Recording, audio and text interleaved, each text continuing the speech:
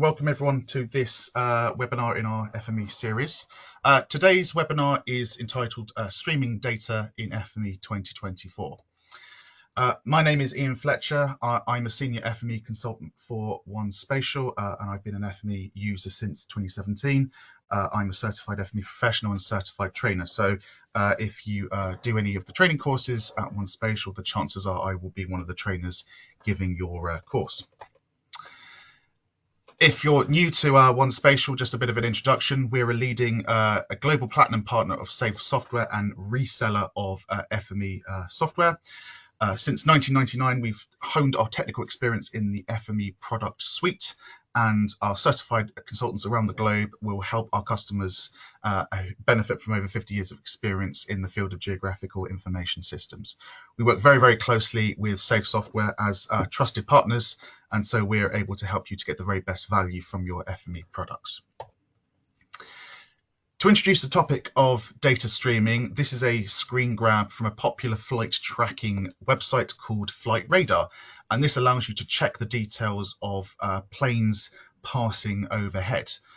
You get a map front end, and this displays information on each plane in the sky at any time, and gives you information including its position, its altitude, its speed, its route name, its destination, and its departure airport. And you can see the positions are constantly refreshed, so that status of each plane is effectively live within a couple of seconds of the data being sent to the site. It perfectly sums up the benefits of streaming data in this way. We have high volumes of structured yet fairly simple always-on content that has been compiled by an array of sensors on board each vehicle and returned to the Flight Radar website as a single stream of data supplied to the map. FME's association with data streaming is 10 years old at this point. We often associate streaming data with the Internet of Things, most notably sensor data, but in reality, the applications of this streaming functionality are far more varied. Some common applications include weather, barometric pressure and wind speed applications, vehicle locations, equipment status, and personnel tracking. Most stream data is very simple, so it tends to be tabular, with the most common communication language being JSON. But as we saw in the Flight Radar example, it can also include spatial information, which allows us to present it on our map front end.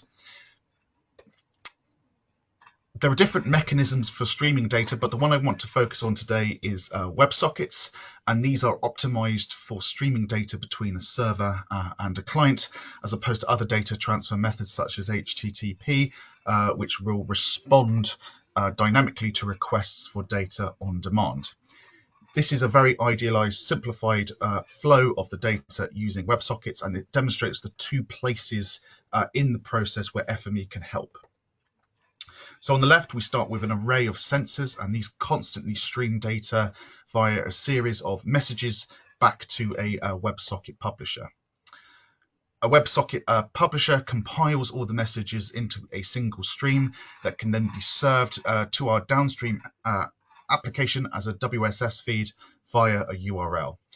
FME Flow can act as a WebSocket publisher by using automations and the streaming service to compile a sequence of JSON messages into a single stream. But you can also send your JSON messages to other external services such as Kafka.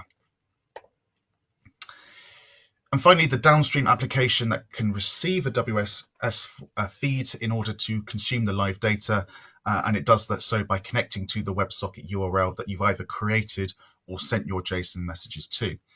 FME can also act as a receiving application by ingesting WebSocket data into a downstream workflow for further processing.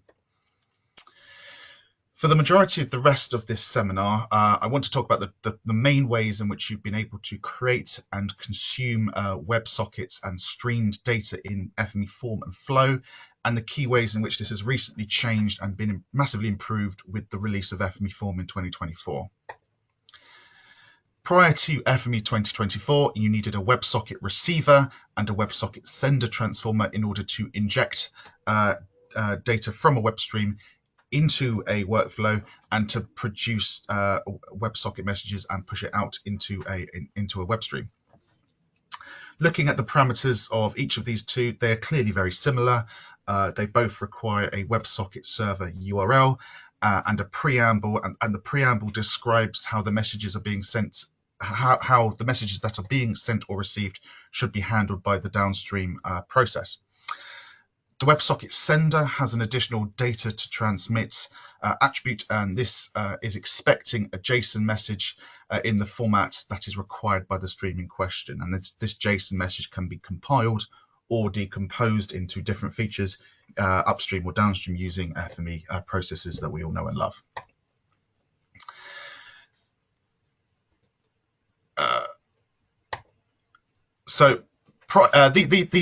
These transformers can be used in different ways, but typically a workflow to create a WebSocket will first use JSON tools to compile a stream of messages from features before passing them into a WebSocket sender. Features can then be triggered by a number of automation processes, including system events and webhooks. A workflow using a WebSocket receiver will typically receive a JSON message using the WebSocket receiver, and then will use transformers that break down the message using JSON manipulating techniques. So, for example, the JSON flattener transformer, and will decompose these into individual features, individual attributes that can then pass through the rest of the workspace for further processing. Both the sending method and the receiving method we will look at in a little bit later on. Critically, though, feedback on the use of these two transformers suggested there was a number of issues. WSS support in the WebSocket receiver could be quite buggy, and the old transformers were Java-based and often hit issues with certificates and security profiles. So there was often issues in reality in using these two transformers to send and consume WebSocket data.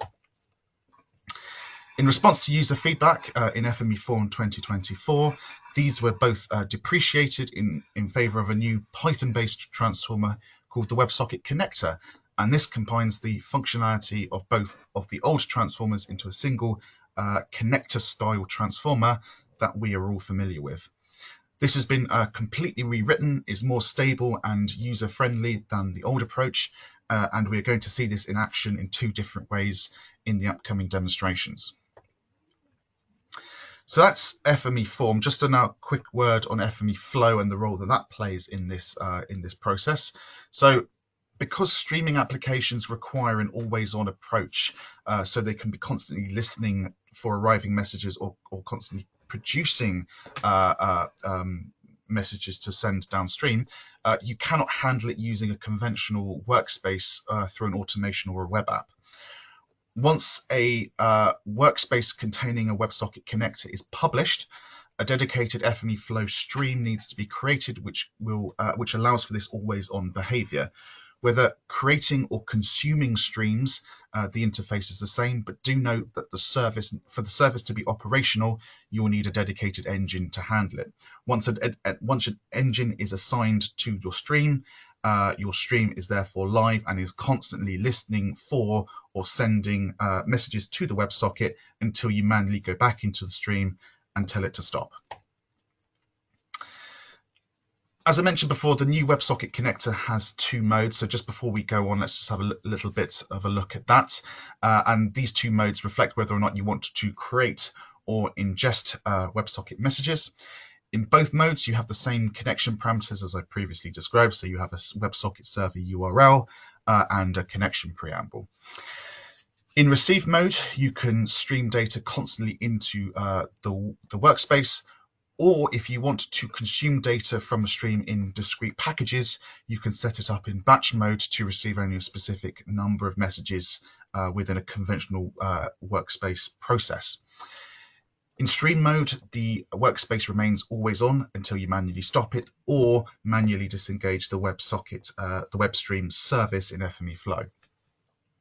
In batch mode, the data stream has an endpoint, so the workspace successfully completes in the usual way, and you can use it in a normal automation or a normal FME process without the need to go through the streaming service. As well as being rebuilt for greater stability and efficiency, the new WebSocket connector has the same look and feel as other online connector transformers that we already use within FME, and so it can be integrated into a more familiar FME style process. And bear in mind that the WebSocket connector has both inputs and outputs, so of course that means you can parameterize all of the input parameters to make a nice dynamic process as well. So looking at the two modes now, so send and receive mode. This is a typical workspace for consuming data for a WebSocket using the connector in receive mode, and it forms the basis of the first demonstration that we'll see in a minute.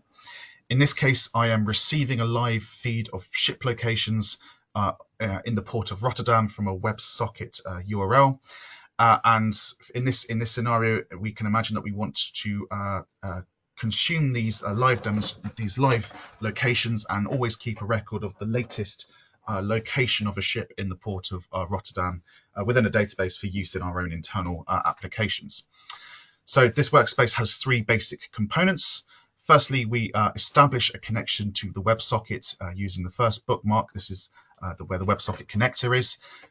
In this case, it's triggered by an initiating transformer, but of course this can be parameterized to dynamically affect the URL or the preamble to some upstream content. It can be triggered by some other process, in other words.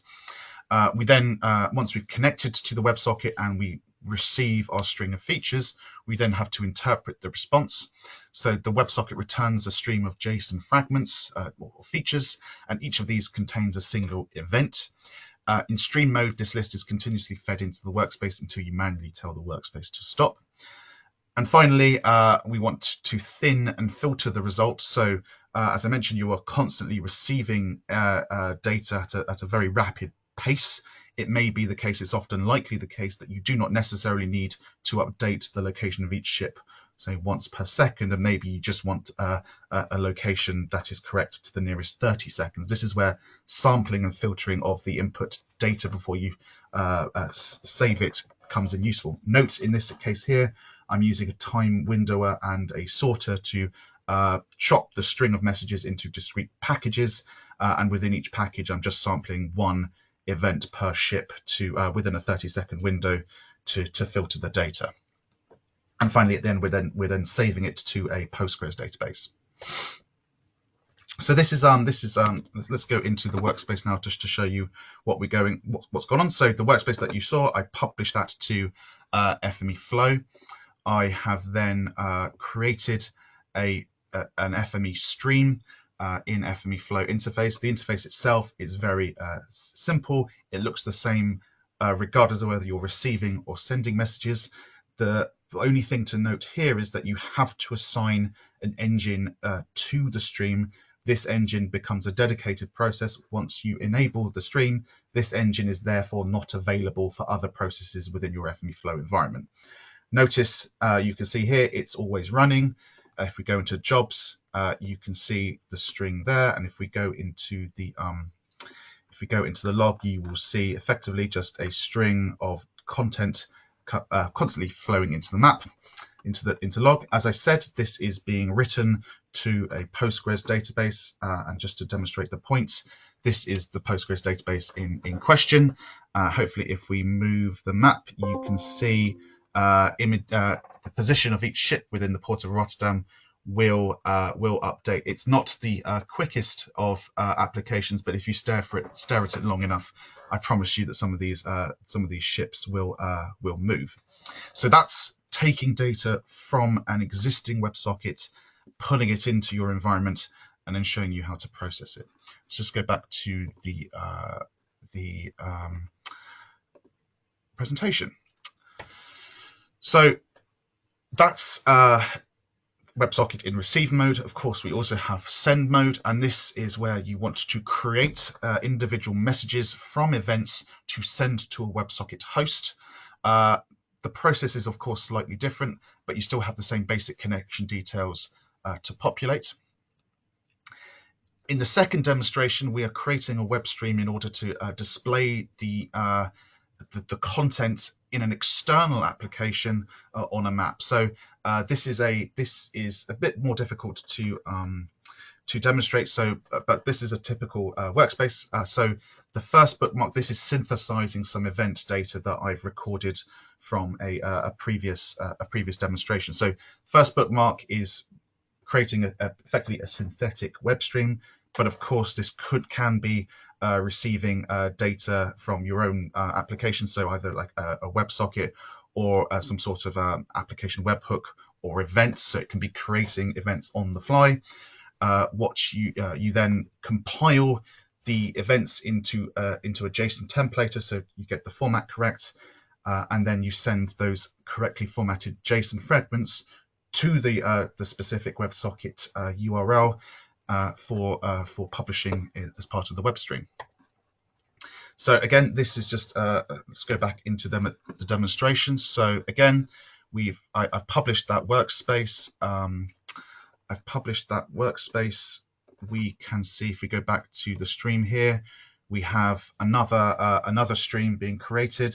Again, it has a dedicated engine. All the other parameters are the same, and you can see it's always on. This is always on until you hit stop, at which point the whole the live locations will stop.